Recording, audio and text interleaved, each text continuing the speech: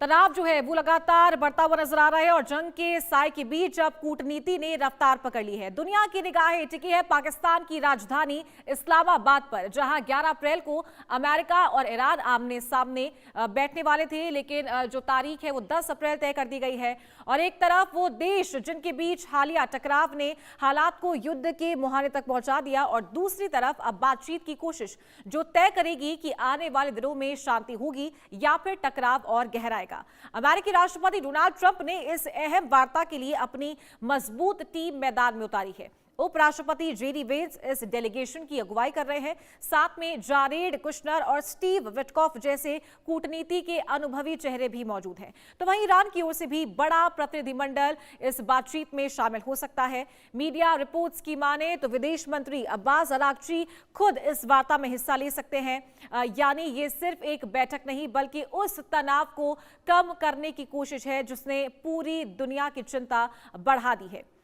तो आगे बढ़ेंगे। जहां एक तरफ सैन्य ताकत का प्रदर्शन हुआ तो वहीं अब डिप्लोमेसी की परीक्षा है। सबसे बड़ा सवाल यही है कि क्या इस्लामाबाद की ये बातचीत सीज फायर को स्थायी शांति में बदल पाएगी या फिर ये मुलाकात भी सिर्फ एक कूटनीति औपचारिकता बनकर रह जाएगी। तो ये बड़ा सवाल है। फिलहाल पूरी दुनिया की नजरें इसी पर टिकी है कि बातचीत का ये दौर इतिहास लिखेगा या फिर एक और मौका गवा देगा। और इसी पर ज्यादा चर्चा के लिए आज हमारे साथ डिफेंस एक्सपर्ट और विदेश मामलों की जानकार जुड़ेंगे और उनसे जानेंगे कि आज इस बैठक से, इस महत्वपूर्ण मीटिंग से क्या कुछ निकल कर आ सकता है।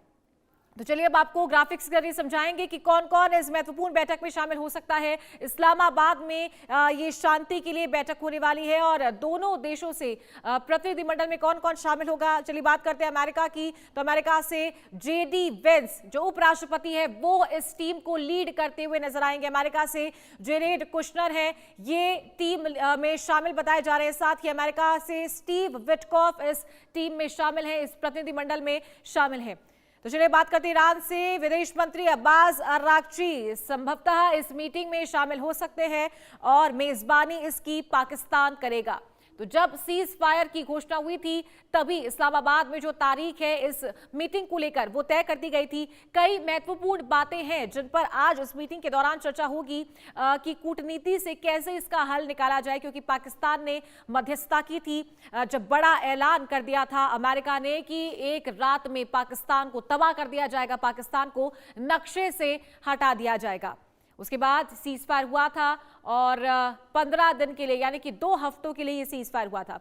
तो चलिए हम आपको बताते हैं कि सीज फायर की वो शर्तें कौन कौन सी रही है। अमेरिका की मांग है कि ईरान पूरी तरीके से यूरेनियम संवर्धन बंद कर दे, क्योंकि परमाणु में ये काम आता है, परमाणु बनाने में। ईरान का रुख है इस पर कि संवर्धन हमारा अधिकार है, सुरक्षा से हम समझौता नहीं करेंगे। ईरान भी अपनी सुरक्षा चाहता है। तो वही प्रतिबंधों पर टकराव बना हुआ है। ईरान चाहता है कि आर्थिक पाबंदियां जो है वो उस पर से हटाई जाए। साथ ही अमेरिका की शर्त है कि पहले परमाणु गतिविधियों पर सख्त नियंत्रण हो, उसके बाद ही ये जो नियंत्रण है वो हटा दिया जाएगा। साथ ही भरोसे का संकट, दोनों पक्ष एक दूसरे पर पूरी तरीके से भरोसा यहां पर करते हुए नहीं नजर आ रहे हैं। तो ईरान पूरी तरीके से यूरेनियम संवर्धन बंद कर दे, ये एक बड़ी शर्त यहां पर अमेरिका की तरफ से रखी गई है। तो चलिए चर्चा को आगे बढ़ाएंगे। हमारे साथ कर्नल टीपी त्यागी रिटायर्ड डिफेंस एक्सपर्ट जुड़ गए हैं। टीपी त्यागी जी, बहुत स्वागत है आपका इंडिया न्यूज पर। साथ ही हमारे साथ जुड़ गए हैं संजीव श्रीवास्तव, विदेश मामलों के जानकार हैं। संजीव जी, आपका भी बहुत बहुत स्वागत है इंडिया न्यूज पर। तो सबसे पहले मैं टीपी त्यागी जी आपके पास आना चाहूंगी। आज महत्वपूर्ण बैठक इस्लामाबाद में, अमेरिका ईरान दोनों इसमें शामिल हो रहे हैं, मेजबानी कर रहा है पाकिस्तान। क्या लगता है क्या निकल कर आ सकता है इस बैठक से आज? देखिए, जो दिखाई देता है असलियत में पर्दे के पीछे कुछ अलग होता है। अब ये पाकिस्तान मेजबानी कर रहा है, पाकिस्तान ने सब देशों को बुलाया है, मिलाया है, ऐसा नहीं है। इसके पीछे असलियत में चाइना है। मैं आपका ध्यान आकर्षित करना चाहता हूं उस अटैक पे जो अमेरिका और इजराइल ने किया था ईरान के साउथ पार्थ गैस फील्ड पर। ये जो गैस फील्ड है इसको दो, कतर और ईरान दोनों शेयर करते हैं। जब उसके पार्थ फील्ड में खास तौर पे जब पेट्रोकेमिकल प्लांट पर अटैक हुआ तो ईरान ने रिटेलिएट किया और उसने कतर के उस गैस फील्ड के ऊपर, जिसे रास पारस कहते हैं, उसके ऊपर अटैक किया। और वहां से एलएनजी गैस आती है चाइना को।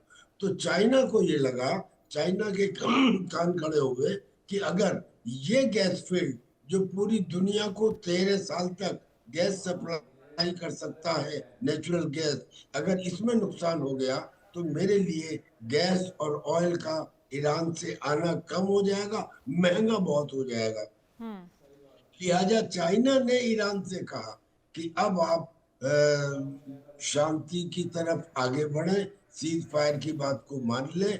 और इसका मतलब क्या हो गया कि चाइना इस सीज फायर में और इस पीस डील में परोक्ष या अपरोक्ष चाहता है। अब दूसरी बात, अमेरिका भी चाहता है। अमेरिका क्यों चाहता है? क्योंकि अमेरिका को एक सेफ एग्जिट चाहिए था। वो एक किस्म से इस युद्ध में फंस गया था। अब जो पाकिस्तान है वो उसका खड़े हो जाओ तो खड़े हो जाओ, बैठ जाओ तो बैठ जाओ, इस तरह का स्टूज है। तो जो अमेरिका कहना चाहता है वो पाकिस्तान के थ्रू कहला देता है। सबूत ये है कि इस सीज फायर के लिए भी एक बाकायदा ड्राफ्ट मैसेज अमेरिका ने ही पाकिस्तान को दिया था, जो सोशल मीडिया पर पकड़ा भी गया। खैर उसे बाद में हटा दिया। नेवरदलेस तो अमेरिका इसलिए इंटरेस्टेड है क्योंकि वो उससे, इस युद्ध से निकलना चाहता है विद रीजनेबल क्रेडिबिलिटी। इजराइल इसमें पार्टी नहीं ले रहा है। अब स्थिति ये आती है, आप सोच के देखिए कि अगर दुनिया की दो सुपर पावर किसी चीज में इंटरेस्टेड है तो मुझे लगता है कि वो काम हो जाएगा। जहां तक शर्तों की बात बची, कोई ऐसी समस्या नहीं है जो आदमी से बड़ी हो या जिसका सॉल्यूशन ना निकाला जा सके। अब वो अमेरिका कह रहा है कि आप न्यूक्लियर एनरिचमेंट नहीं करेंगे। हो सकता है बात यहाँ आकर बन जाए कि एक बाकायदा कमेटी बना दी जाएगी, दे विल इंश्योर कि आपका न्यूक्लियर एनरिचमेंट 20% से ज्यादा ना हो, जो हो गया है उसे आप रशिया को दे दो। फिर वो कह रहे हैं कि जो हॉर्मुज के ऊपर, अब ये वाला एक पॉइंट है, हॉर्मुज के ऊपर टोल ईरान वसूलेगा कैसे, इसको अमेरिका ओके कैसे कर सकता है? भाई वो तो एक नेचुरल वाटर वे है। अगर अमेरिका ये साइन करता है तो क्या इसे बाकी दुनिया मानेगी? क्या इसे भारत मानेगा? क्या इसे यूरोप मानेगा? उसके ऊपर किसी भी तरह का टोल लगाने का प्रावधान ही नहीं है। तो एक ये पॉइंट के ऊपर बात आके अटक सकती है। I do not know how China will involve in it. और दूसरी जिस बात पे थोड़ी अटक सकती है वो ये कि ईरान ने कहा है कि अमेरिका अपने सारे बेसिस मिडिल ईस्ट से वेकेट करे। क्या ये पॉसिबल है? क्या मिडिल ईस्ट कंट्रीज इसके लिए अलाउ करेंगी?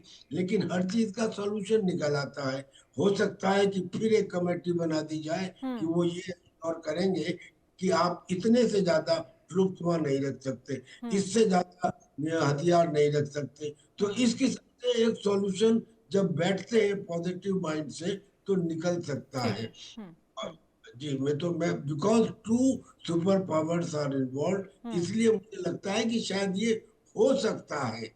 हालांकि इसके माइनस पॉइंट बहुत है। सबसे बड़ा तो ये है कि इजराइल जिसने युद्ध शुरू किया, जिसके कहने पे युद्ध शुरू हुआ, वो इसमें पार्ट नहीं ले रहा। और उसने कहा है कि मैं तो डायरेक्ट बात करूंगा लेबनान से। इजराइल ने, मैं इस समझौते में, इस चीज पर मैं नहीं पढ़ता हूँ। ठीक है त्यागी जी, आप बने रहिए हमारे साथ। इसी बीच एक बड़ी खबर आ रही है, उसके बाद मैं संजीव जी का रुख करूंगी।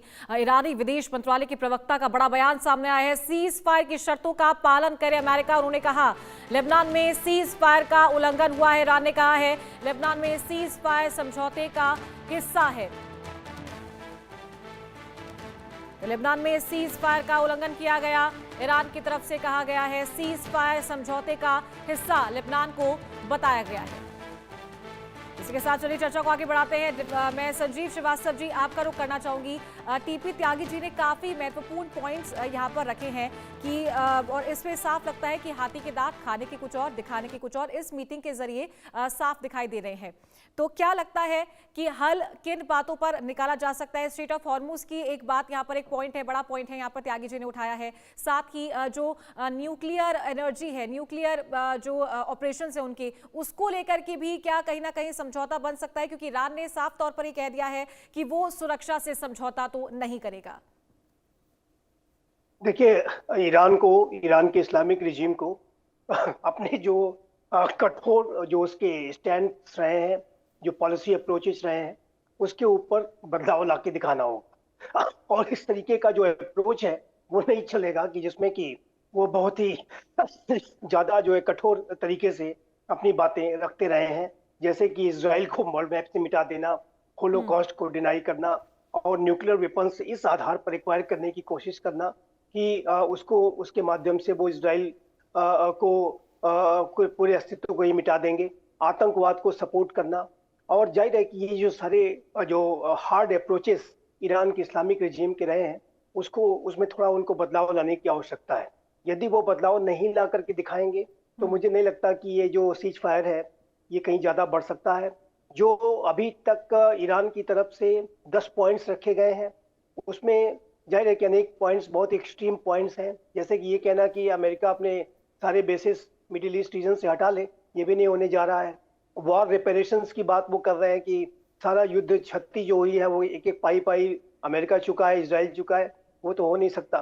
तो दोनों, और उसी तरीके से जो 15 पॉइंट्स का जो प्रोग्राम है उसमें जो अमेरिका की तरफ से जो शर्तें रखी गई हैं उसमें अनेकों जो शर्तें हैं वो ईरान को मंजूर नहीं है। तो देखिए, ये जो ताली है वो दोनों हाथ से बजती है। यदि एडमेंट रुख अख्तियार किया जाएगा तो ये सीज फायर कब ब्रेक कर जाएगा कोई कुछ नहीं कह सकता। अभी ये मैं इसको इस तरह से कहता हूं कि ये इस युद्ध की समाप्ति के लिए जो नेगोशिएशंस चल रहे हैं उसकी शुरुआत है। ये beginning of the end of this war है, और इसको इस तरह से समझना होगा कि अभी आगे जो वार्ता शुरू होगी उस वार्ता में किस तरीके का टेम्परामेंट दिखाया जाता है, किस तरीके के अप्रोचेस दिखाए जाते हैं, क्या कोई समझौते पे दोनों पक्ष बढ़ने के लिए अपने कदम जो है आगे बढ़ाते हैं या नहीं बढ़ाते हैं, सब कुछ अभी मैटर ऑफ जो टाइम का है कि हमें कल ये देखना होगा कि ये जो वार्ता की जो प्रक्रिया शुरू होगी तो उसमें किस तरीके के अप्रोचेस दिखाए जाते हैं। लेकिन इतना कहने के बाद मैं अवश्य इस बात को कहना चाहूंगा कि यदि बुद्धिमत्ता से काम लिया गया, जो विजडम प्रिवेल हुई है वो यदि प्रिवेल्ड रहती है, यदि फिर से जंगी जुनून का हावी नहीं होता है, तो ये इन वॉरिंग साइड्स के लिए भी अच्छा होगा, वेस्ट एशिया के लिए भी अच्छा होगा और पूरे विश्व के लिए अच्छा होगा। तो आशा और प्रार्थना तो यही है कि ये जो बुद्धिमत्ता है ये बनी रहे और दोनों पक्ष एक समझदारी के साथ काम करते हुए एक स्थायी सीज फायर की तरफ बढ़े, ये ज्यादा इंपॉर्टेंट होगा। लेकिन दूसरा आपने जो प्रश्न किया है स्टेट ऑफ हॉर्मुज का, देखिए मैं त्यागी सर से बिल्कुल सहमत हूँ और मैं भी इस बात को लगातार कहता रहा हूँ कि ये जो स्टेट ऑफ हॉर्मुज है वो एक नेचुरली बिल्ट वाटरवे है, और यदि किसी नेचुरली बिल्ट वाटरवे पे आप टोल टैक्स लगाएंगे, वहां ब्लॉकेट करेंगे और टेरिटोरियल वाटर के तौर पर इस्तेमाल करेंगे और उस पर अपना अधिकार करेंगे, तो ये अंतर्राष्ट्रीय जो मैरीटाइम की जो लॉज है, अनक्लॉज के जो नियम है, उसका पूरी तरह से वायलेशन है। अगर ऐसे ही टोल टैक्स लगाना शुरू किया गया तो स्टेट ऑफ मलक्का में टोल टैक्स लगना शुरू हो जाएगा। स्टेट ऑफ जिब्राल्टर में डिफरेंट जो ऐसे चोक पॉइंट्स हैं कि जहां पर नेचुरली बिल्ड जो पॉइंट है वहां पर राष्ट्र, वहां के आसपास के राष्ट्र टोल टैक्स वसूलना शुरू कर देंगे। तो फिर तो ऐसे में तो विश्व व्यापार में काफी बाधा आ जाएगी और मुद्रास्फीति की दर और ज्यादा गहरी हो जाएगी। और अभी आप वहां से अगर पर शिप $2 मिलियन वसूलेंगे तो क्या उसका तेल के दाम पे असर नहीं पड़ेगा? तेल के दाम भी दुगने हो जाएंगे। तो ये जो पूरी सिचुएशन है, ये तेल के दाम बहुत बढ़ जाएंगे। तो ऐसे ये जो सिचुएशन है, ये सारी स्थितियों को ध्यान में रखते हुए, एक रूल्स बेस्ड ऑर्डर को ध्यान में रखते हुए बेहतर होगा कि जो राष्ट्र है वो बुद्धिमत्ता के साथ काम लें। स्टेट ऑफ हॉर्मुज का ये जो ब्लॉकेट है वो ईरान बहुत लंबे समय तक नहीं कर पाएगा, ये बात मैं कहना चाहता हूँ, क्योंकि ये अंतर्राष्ट्रीय समुदाय इसको बहुत लंबे समय तक स्वीकार नहीं कर सकता। अभी तो ये मान लीजिए एक वॉर चल रही है, लेकिन आप इसको परमानेंट अगर आप ये डिसाइड करेंगे कि हमारी ही टेरिटरी है तो that will be unacceptable and measures will be found out कि how to deal with this. ठीक है, चलिए संजीव जी आप बने रहे हमारे साथ। इसी बीच बड़ी खबर आ रही है, यूएस ईरान वार्ता के बाद इस्लामाबाद में सुरक्षा बढ़ा दी गई है। इस्लामाबाद में लॉकडाउन लगाया गया है, 2 दिन की छुट्टी हो चुकी है, सुरक्षा को सख्त कर दिया गया है। इस्लामाबाद में लॉकडाउन लगाया गया है। आज महत्वपूर्ण बैठक पाकिस्तान में हो रही है, साथ ही अमेरिका और ईरान की तरफ से प्रतिनिधिमंडल इस बैठक में शामिल होगा। चलिए लगातार चर्चा जारी है। टीपी त्यागी जी आपके पास आना चाहूंगी मैं। 3 से 4 महत्वपूर्ण पॉइंट्स है स्ट्रेट ऑफ हॉर्मुज को लेकर आप लोगों ने बात रखी, लेकिन 2 महत्वपूर्ण पॉइंट न्यूक्लियर प्रोग्राम, साथ ही बैलिस्टिक मिसाइल प्रोग्राम, इस पर क्या आपको लगता है कि अमेरिका का स्टैंड क्या हो सकता है? क्योंकि ये बात साफ दोनों के जो स्टेटमेंट्स है वो आ चुके हैं। ईरान ने मना कर दिया है और अमेरिका ने बोल दिया कि जो प्रतिबंध है वो तो पूर्णतः लगेगा ही लगेगा। जहां एक तरफ ये बात हो रही है, जैसे कि आपने बताया, एक पॉइंट रखा कि अमेरिका चाहता है और अमेरिका की तरफ से ये जो इनिशिएट है वो लिया गया, जो ड्राफ्ट है वो एज इट इज पाकिस्तान को भेजा गया है, तो वहीं दूसरी तरफ ये जो ड्यूअल फेस है, वो ड्यूअल पर्सनालिटी जो है वो यहाँ पर निकल कर आ रही है। जी जी जी, सही कह रही हैं आप। देखिए, कोई समस्या ऐसी नहीं होती कि जिसका सॉल्यूशन ना हो जी। यानी कि आपने जैसे बात की कि जो न्यूक्लियर एनरिचमेंट है, ईरान ने कहा कि मैं इस प्रोग्राम को नहीं छोड़ूंगा और अमेरिका ने कहा कि आप ऐसा नहीं करेंगे। अब इसमें जब बातचीत हो रही है तो उसमें बीच का रास्ता ये निकल सकता है कि आपने जो 60% तक यूरेनियम एनरिच किया है, जी।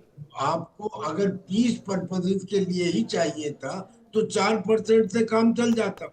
आपको रिसर्च के लिए चाहिए था तो 20% एनरिचमेंट से काम चल जाता। जी, जी। आपने 60% कर लिया, इसका मतलब आप कह कुछ और रहे हैं और आपकी नीयत कुछ और है, एटम बम बनाने की है। लिहाजा आप ऐसा करें कि जो 60% का एनरिच यूरेनियम है उसे आप अपने दोस्त रशिया के यहाँ ट्रांसफर कर दें और 20% तक आप एनरिच कर लें, हम मान जाएंगे। तो क्या ये नहीं हो सकता?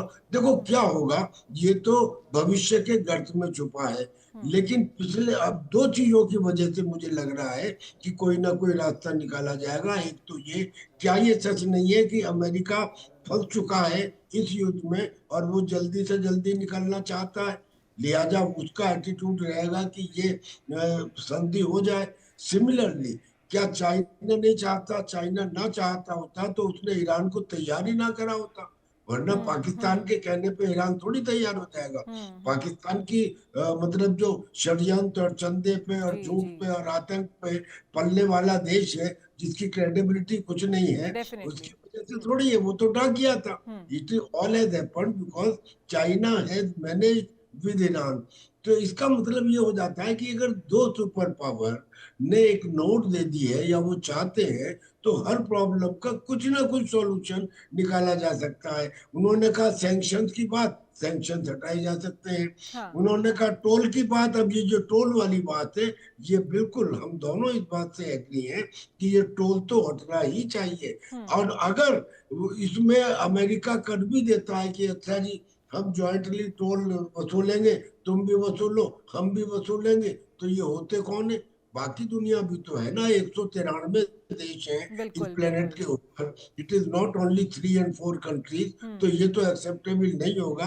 अगर इन्होंने इस किस्म की कोई बात मान ली तो वो ज्यादा दिन चलने वाली नहीं है। वाटर तो फ्री रखना है। मुझे लगता है कि because 2 super powers of the earth they are interested, परोक्ष या अपरोक्ष, हेंस ये संधि हो सकती है। और किसी भी संधि को करने का, देखो हम तो एक मिलिट्री ऑफिसर रहे हैं, जब कोई चीज बीच में अटक जाए तो उसका रास्ता क्या? त्यागी जी, माफ कीजिएगा, रोकना चाहूंगी आपको। बड़ी खबर आ रही है, मैं दोबारा आपके पास में आती हूँ। इजराइल का लेबनान पर भीषण अटैक देखने को मिला है। हिजबुल्लाह के ठिकानों पर बमबारी हुई है। हिजबुल्लाह की 10 लॉन्चर पैड तबाह कर दिए गए हैं। इजराइल की तरफ से लगातार हमले जारी है। लेबनान पर एक बार फिर से भीषण अटैक यहां पर देखने को मिला है। 10 लॉन्चर पैड को तबाह किया गया है और हिजबुल्लाह के ठिकानों पर लगातार बमबारी जारी है। हिजबुल्लाह के 10 लॉन्चर पैड तबाह किए गए हैं। इजराइल की तरफ से भीषण बमबारी लेबनान में देखने को मिल रही है। तो शांति वार्ता के बीच इस वक्त की बड़ी खबर, और इस बीच एक और बड़ी खबर का रुख करेंगे। पाकिस्तान के रक्षा मंत्री के बयान पर इजराइल भड़का है। इजराइल को शैतान और कैंसर कहने पर नेतन्याहू भड़क उठे। ख्वाजा आसिफ का बयान निंदनीय और उकसाने वाला है। पाकिस्तान की यहूदी विरोधी मानसिकता उजागर हुई है, नेतन्याहू ने कहा। तो जहां एक तरफ पाकिस्तान में शांति वार्ता हो रही है, इसी बीच ये बड़ा बयान जिसकी कड़ी निंदा यहां पर करते हुए नजर आ रहे हैं। चलिए इसी बीच चर्चा को आगे बढ़ाएंगे, समय कम है। संजीव श्रीवास्तव जी, आपके पास आना चाहूंगी मैं। सीज फायर की बात तो यहां पर हो गई थी, शांति यहां पर ईरान में भी है, लेकिन इजराइल लगातार लेबनान पर हमले कर रहा है। क्या इसको लेकर के कुछ बात और स्ट्रांगली पॉइंट रखा जा सकता है आज की वार्ता में? क्योंकि अगर हमले यहां पर जारी रहेंगे तो ईरान की तरफ से भी जो जवाब है वो दिया जा सकता है आने वाले दिनों में। देखिए, ये जो सीज फायर हुआ है, ये यूनाइटेड स्टेट्स ऑफ अमेरिका और ईरान के बीच का सीज फायर है। उसका तो लेबनान से क्या लेना देना। लेबनान में भी अगर हम देखें तो लेबनान के अंदर जो हिजबुल्लाह है वो टेररिस्ट ऑर्गेनाइजेशन है, और इजराइल की जो कार्रवाई है वो आतंकवाद के खिलाफ कार्रवाई है। और मुझे नहीं लगता कि इस तरीके के सीज फायर में आतंकवादी संगठनों को शामिल करना कहीं से भी बुद्धिमत्तापूर्ण होगा। हिजबुल्लाह और इजराइल के बीच में एक पहले सीज फायर हो चुका था, और एक लंबा सीज फायर वो चला भी हमास के साथ। ईरान ने कहा है कि सीज फायर के समझौते का हिस्सा है और इसकी कड़ी निंदा भी की थी जब लगातार इजराइल की तरफ से दोबारा सीज फायर के बाद हमले किए गए थे लेबनान में। देखिए, ये बात अगर इजराइल क्या ईरान की तरफ से की जाएगी तो उसको न तो अमेरिका स्वीकार करेगा, जैसे कल आपने जेडी वैंस का आपने बयान देखा, उन्होंने कहा कि नहीं, ये बिल्कुल भ्रम है और हम इसको नहीं स्वीकार करेंगे, और इजराइल तो इसको बिल्कुल भी स्वीकार नहीं करेगा। इजराइल की लड़ाई हिजबुल्लाह के खिलाफ कल से थोड़ी शुरू हुई है। ये जो लड़ाई है वो 7 अक्टूबर 2023 से शुरू हुई है, और ये जो लड़ाई है उसकी लगातार जारी है। तो उसमें लेबनान को शामिल करना और इस तरीके से पाकिस्तान का भी जो रवैया है कि वो उसमें उसको इंसिस्ट करता जा रहा है, तो ऐसे में तो ये वार्ता को ब्रेक डाउन करा सकता है। ठीक है, चलिए समय की कमी है, माफी चाहूंगी मैं आप दोनों से। आप दोनों का बहुत बहुत शुक्रिया, टीपी त्यागी जी, संजीव श्रीवास्तव जी, हमारे साथ जुड़ने के लिए और इस चर्चा को आगे बढ़ाने के लिए बहुत बहुत शुक्रिया। इसी के साथ यहाँ रुकेंगे एक छोटे से ब्रेक के लिए, उससे पहले रुक करेंगे इस वक्त की हेडलाइन।